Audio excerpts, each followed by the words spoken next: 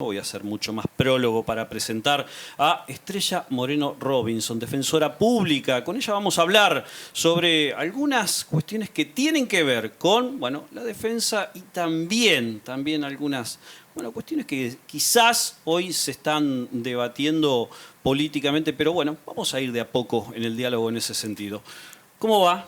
Ay, muchísimas gracias, Sergio, que recibí a la defensa pública, a la que represento en el primer programa del año. Por favor. Te agradezco profundamente porque creo que tenemos un rol importante. Definí eso y por favor expláyate en eso. Bueno, el rol de la defensa pública fundamentalmente es proporcionar un servicio de defensa penal técnica a todas las personas que no pueden tener un abogado. En realidad estamos obligados a darle defensa a todo el que se presenta y pida. Se presenta y pida. Ah, sí, perfecto.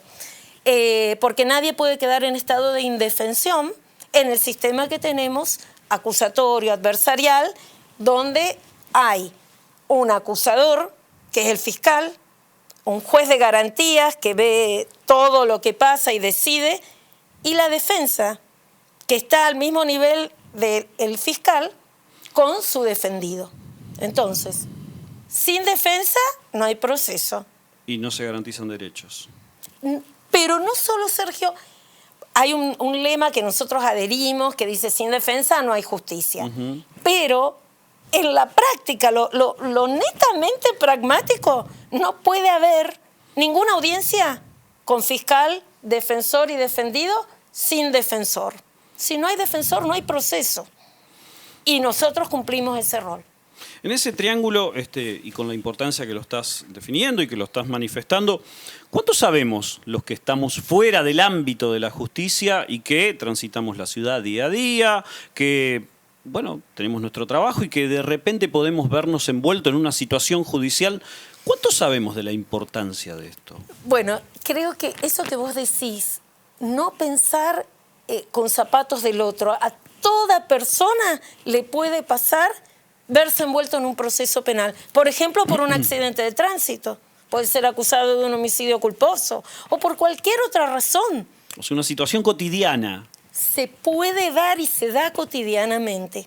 Por eso es importante pensar que tener defensa contribuye a que haya justicia. Tener defensa, ¿qué quiere decir? Bueno, que una persona que es acusada pueda conversar con su defensor, conocer por qué lo acusan, proporcionar pruebas, controlar la prueba que trae el fiscal. Eso es la defensa. Y si va a juicio, estar debidamente representado. Traer sus testigos, contraexaminar los testigos del otro. Y siempre decimos, Sergio, que esto, y yo pido siempre que nos escuchen en esto, que una buena defensa hace al sistema de justicia y contribuye al Estado de Derecho todo. ¿A quién le decís que escuchen esto? A la ciudadanía. En general. A la ciudadanía en general, que nosotros no somos enemigos de nadie. Al contrario, lo que siempre queremos es que los procesos sean justos, que no haya condenas erróneas, que las hay en todo el mundo, que haya un límite a un poder ilimitado y siempre pensar que la Fiscalía representa a todo un Estado, a toda la fuerza del Estado. Y el ciudadano es chiquito frente a ese Estado grande. Y por eso tiene que tener esa defensa garantizada. Y no cualquier defensa, una defensa que se prepara, calificada. Calificada, y porque también la Argentina está en el sistema interamericano de derechos humanos, tiene la obligación de dar defensa efectiva y eficaz, que no puede ser una defensa formal. Yo siempre digo, ¿cómo va un defensor a una audiencia? Tiene que saber de qué está hablando, tiene que leer el legajo, tiene que conocer a la persona, tiene que conocer las pruebas que hay. Si no, se pone una gigantografía y sería una defensa.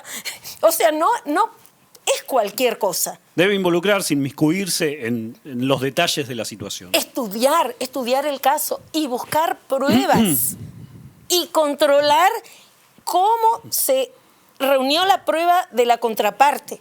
Y Ahora, así ayudamos a todo el sistema de justicia, ¿no es cierto? yo calculo que esto, dentro del estudiantado de Derecho, está, obviamente, es parte de la currícula. Exacto. Cuando se llega a ejercer la abogacía, también, de alguna forma no se debe olvidar, pero el Estado garantiza eso más allá de que exista el aparato de la defensa, existe. Existe la institución, existe la defensa, ¿existe en la práctica también esto? Bueno, a ver, Sergio, yo represento a este organismo que se llama Servicio Público Provincial de Defensa Penal. Servicio porque da un servicio a la comunidad que lo requiere. Y puedo decir que somos 80, sin contar a las autoridades, hay 80 defensores que 24/7 dan defensa efectiva y eficaz a quien lo requiera. Y estoy convencida que se hace muy bien porque se cumplen estándares de calidad que la ley 13.014 que nos creó exigió, porque la ley exige que haya estándares de calidad para que se pueda monitorear cómo se trabaja y lo considera una cuestión de interés público ese monitoreo. Entonces yo puedo decir, hoy yo garantizo que damos una defensa efectiva y eficaz. Por eso nosotros pedimos que no nos reduzcan, porque hay un proyecto de ley que pide reducir a la defensa pública número, casi puede ser hasta más de la mitad, según qué números se tomen, y tercerizar. Es mucho la mitad. Mira, Que hoy ya reduzcan es mucho, y que se reduzca a la mitad es muchísimo. Sergio, hoy somos 80, tendríamos que ser 92 porque hay 12 vacantes y lo que propone el proyecto de ley es que sean 42. Con el tiempo, dice, bueno, mientras se vayan jubilando, vayan renunciando, pero la verdad es que hay un sistema que debe ser igual para todos. En la Fiscalía se crea un sistema de carreras y a la defensa se propone reducir y no darle sistema de carrera, lo que causa un desánimo enorme en todas las personas que trabajan, que quieren progresar, están preparándose para ser buenos defensores, para llegar alguna vez a ser defensores. Están en esa carrera, justamente. Exactamente. Yo lo que se me ocurre, yo soy totalmente ajeno al derecho, soy un periodista que lleva una trayectoria en esta del periodismo, pero cada vez que escucho hablar del derecho trato de escuchar atentamente porque no soy un especialista en derecho, básicamente. Y lo que estoy escuchando, lo que me lleva a pensar lo que vos estás diciendo es garantizar por lo menos una misma línea de partida para cualquier persona en el acceso a la justicia. Muy bien, lo dijiste perfecto, porque ese es el derecho humano básico fundamental, el acceso a la justicia. Pero se me ocurre pensar que una persona X, millonaria, que tenga recursos, muchos, puede contratar a un abogado de renombre que, justamente por sus servicios, cobre caro, tiene acceso a eso, y otras personas que no tienen esos recursos, tienen el servicio de la defensa penal. Eso me lleva a pensar inmediatamente como un ciudadano santafesino de, el servicio de la defensa penal más que nada está abocado a cierto lugar de la población. Eso con lo que vos decís y dijiste recién, esa garantía que está siendo coartada de no ser 92 y ser 80 y tener la posibilidad de reducir ese número, atenta directamente contra un cierto sector de la población. Es así porque nosotros primero, por ley, estamos orientados a los más vulnerables económicamente. La ley nos dice, oriéntense a ellos. Más allá de que todos tienen acceso primero a estos. Oriéntense a ellos, nos pide. Si viene una persona con mucho dinero y quiere que lo atendamos, lo vamos a tener que atender. Pero tenemos el derecho por ley de cobrarle honorarios. Luego. Ahora, nosotros lo que decimos, no reduzcan a la defensa pública pensando que con un sistema tercerizado ya va a haber muchos defensores. La reducción atenta contra eso, contra poder dar defensa de calidad a las personas que económicamente y socialmente son muy vulnerables. Entonces, la defensa pública trata siempre de ayudar más o de ayudar en primer lugar a esas personas, porque ellos no tienen capacidad para ir y contratar un abogado. Si no estamos nosotros, no hay nadie. ¿Cómo llegan las personas a la defensa pública? ¿Cómo se enteran? Sí, lo que recién dijimos, por ahí hay gente que no tiene en claro que todos tenemos un derecho al acceso a la justicia. ¿Cómo se llega? Bueno, en primer lugar, yo diría que el máximo punto de recepción de personas son aquellas personas que están detenidas. Porque las personas detenidas se les informa que tienen derecho a tener su propio abogado o a ser asistidos por la defensa pública. Bueno, los que no tienen posibilidades de tener su propio abogado o que saben que sus familiares afuera no les van a poner un abogado, eligen a la defensa pública. Ese es el primer lugar. Luego, para las audiencias imputativas que se hacen en libertad, donde a una persona se le informa de qué lo acusan, cuáles son los cargos que tiene y las pruebas que hay, en esos casos también no se puede hacer audiencia si no hay defensor. Nosotros en esos casos siempre decimos, bueno, pero primero traten de preguntarle a la persona, que no sea una cosa automática que tenga que ir a la defensa pública o que tenga que ir un defensor público. Decimos, traten de preguntarle a la persona primero si quiere ser asistido por un defensor particular. Pero bueno, en muchos casos también nos llegan a través de esas audiencias. Bien. Luego, también algo importante que me gustaría contar es el tema que tiene que ver con las personas que están privadas de libertad. Porque muchos de ellos tuvieron sus propios defensores, pero luego cuando son condenados y para atravesar toda la condena, que tienen derecho a progresar de una etapa a otra y a ciertos derechos que tienen estando tras las rejas, en esos casos que nosotros debemos atender a una persona hasta que se extingue la pena, la mayoría, el 90%, pasan a la defensa pública. ¿Cómo nos enteramos? Porque recibimos notas que a veces llegan directamente a nosotros, otra vez llegan a la Oficina de Gestión Judicial, donde piden... De modo institucional. Exacto, piden, pero ellos nos escriben y dicen, queremos tener un defensor público. Ahora, algo importante que me gustaría decir. Quien viene a la defensa pública no tiene derecho de elegir qué defensor lo va a atender. Es importante.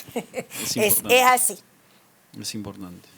Lo último, y para hacer alusión a este proyecto que mencionaste de posibilidad de reducción, ¿en qué instancia se encuentra? ¿Cómo va a ir evolucionando? Si es que ya hay una presentación formal dentro de la legislatura. ¿Tuviste algún diálogo institucional justamente con representantes legislativos respecto de este tema?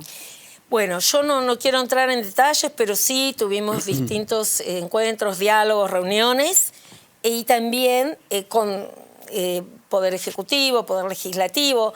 Nosotros estamos tratando de hacer escuchar nuestra voz, nuestra opinión, que es experta, porque hace 10 años ya que estamos trabajando en un sistema, como dije, acusatorio adversarial en Santa Fe, que Santa Fe, quiero hacer un paréntesis y decir, es una provincia muy adelantada en el sistema de justicia penal.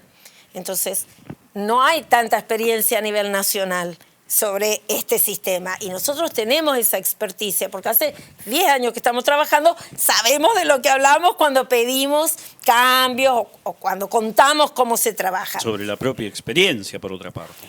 Claro que sí, tenemos mucha experiencia. Sobre lo propio, sobre cómo se maneja el sistema, tenemos algo para decir. Entonces, bueno, sí hemos tenido reuniones, algunas han sido muy positivas, y lo que nosotros pedimos es que tengan en cuenta lo que aportamos. Pedimos que no sea reducida la defensa pública. Al contrario, pedimos que en lugares donde no hay defensores, se nombren defensores, porque tenemos vacantes y tenemos que dar un servicio. Que se fortalezca. Que se fortalezca. Nosotros, bueno, el sistema de tercerización puede aplicarse a algunos casos, a algunas causas. Nosotros no decimos no, porque hoy mismo existe. Hay un sistema de prestadores, pero es para las personas que se lo van a pagar por sí mismos. este sistema que propone la ley lo va a pagar el Estado, no la persona. Entonces nosotros decimos, bueno, pero no tenemos que reducir. Primero, que se vea cómo funciona, pero la defensa pública tiene que ser fortalecida y para los oyentes, para los televidentes, porque si no, el sistema no va a funcionar y va a ser una pena. Va a haber jueces, va a haber fiscales, va a haber muchos empleados, pero no va a haber audiencias. Y no va a haber audiencias. Si no defiende nadie, no hay una audiencia. Sin audiencia no avanzan los casos. Entonces, cuando la ciudadanía dice, bueno, pero tiene que avanzar todo, sí, pero sin defensor tampoco hay funcionamiento del sistema. Tal cual. Y no hay justicia. Y tiene que haber justicia. Eso es lo que nosotros bregamos todos los días para que haya justicia. Estrella, muchas gracias por tu tiempo. A vos. Estrella Moreno Robinson con nosotros, defensora pública, hablando desde la teoría y desde la práctica, llevada adelante desde el servicio de la defensa penal. Y bueno, también hablando sobre este proyecto que está todavía en ciernes, pero de alguna forma está presentado y está ahí en la sociedad dando vueltas. Pero me quedo con la importancia de la línea de partida, o por lo menos igualar una línea de partida de acceso a la justicia.